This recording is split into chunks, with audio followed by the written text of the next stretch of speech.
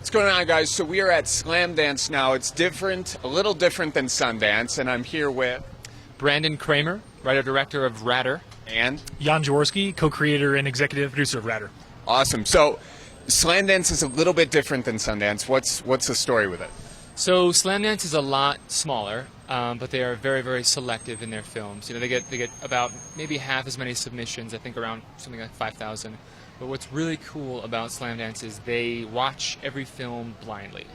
So they go in knowing, who made it, who's distributing it. They don't know anything about the director. If any star talent is involved. They just basically look at it merits alone, which is really cool. It's true indie. You know what I mean? They judge it just on that. So that's very respectable.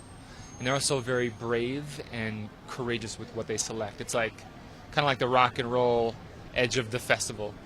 Yeah. Do you guys think that Sundance, through the years, has lost some of its edge, and Slamdance is kind of picking that back up? Is that a fair way to say it? I think it's nice that they're both a little bit different, Yeah. I mean, these guys here have just been very small and very fierce about keeping it very for filmmakers, by filmmakers, and I think it's really nice. It's just a small little like a close-knit community of people, and so it feels very fun, like a family. It's nice. Very cool. Yeah. Very cool. And is this your first year in Slamdance? It is for both of us. Yep. And First time. what does that feel like to have your film selected among all the other films? It's super exciting. I mean, it's great to be here, and just the energy's awesome. And I mean, being able to screen last night in the ballroom was it was great. Yeah. Absolutely. And what's that like when you screen your film for other people? Is it, you're so close to it. You're the writer, director, you're the executive producer. You guys have put so much time and effort into it. Yeah. What does it feel like always showing it to a new audience? Man, we've been with her for so long. Yeah. We've lost all perspective. It feels like sometimes, we're like, we don't know if it's terrible, or if it's good. We have no idea anymore. But so that's what, particularly last night when we had our premiere, it was fantastic. It was very well received. People were very scared, and it was interesting to see reactions where we didn't think there would be. Yeah. Because we're so close to it. Yeah, that's So it was very very exciting. Yeah.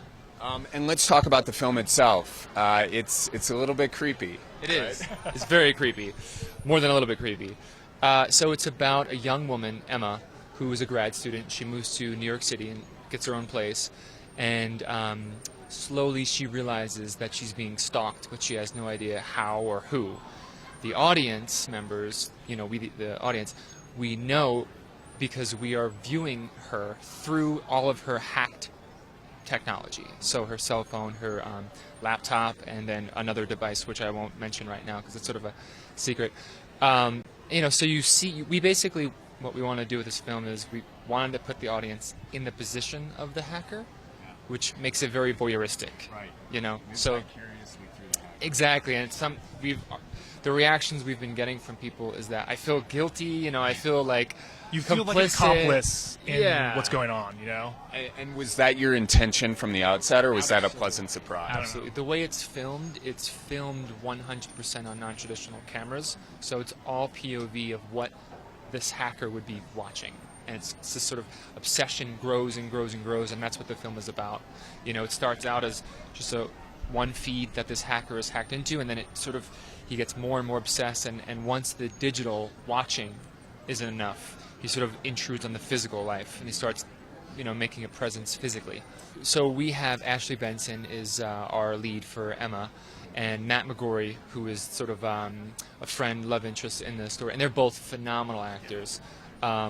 Particularly Ashley did a phenomenal job because she's on screen for 99% of it, Yeah. and she's very natural and then very, very smart as well, because this film, because of the way it's shot, and she actually had to work some of the cameras, so there was a lot of preparation that needs to go into it, a lot of directing, and so she picked it up like this, very quick. Does she have a camera op credit on the film? She too? does. She does. Yeah, we gave it to her. Yeah. I mean, she's working the camera from her phone camera. So if she's ever if she holds it out there, Yeah. that's actually her. And that was actually a big thing for us. We wanted to make it in a really authentic way and have it really feel like it was her doing all these things, and that was a really big part of it for us. That's very cool. And did you have any problems using consumer cameras in this? Did the look not come out exactly right? Did you have to cheat with a different kind of camera? I thought it came out great. It came I out mean, fantastic. yeah. Yeah, I mean, we used a bunch of different cameras. We used a camera called the Black Magic. You know, it's a fantastic camera. You could put all sorts of lenses on it. We use GoPros, and we use an actual iPhone. I mean, for a lot iPhone of it. 5S. Yeah, iPhone 5S, and it shoots in HD, and it was phenomenal. In some cases, we had to down-res it and add some sort of texture because it looked too good. Like it didn't. Yeah. It looked like we shot on a traditional film camera. But I mean, for us, it was a big thing to actually shoot on the real devices that people actually have.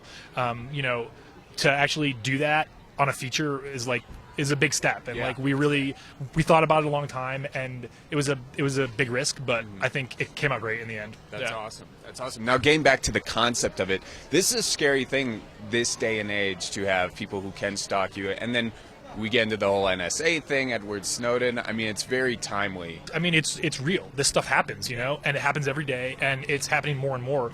And it's something that a lot of people still don't know about. And you know, I think when everyone sees this film, they all feel it on a visceral level, because they as soon as they like hear about it, they know that they're like, wow, that could be happening to me, you know. And it's something that sticks with you, I think, and that's something that we hope is sort of an effect of the film.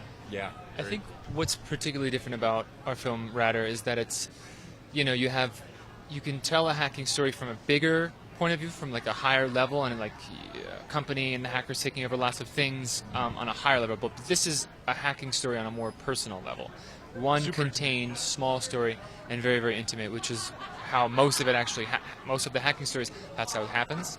And because of that, it's extra creepy, I think, because you put yourself more in that position.